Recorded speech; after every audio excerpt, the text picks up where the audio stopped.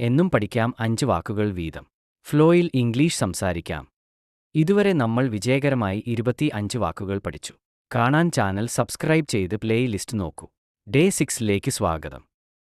Protagonist, മുഖ്യ കഥാപാത്രം അഥവാ നായകൻ.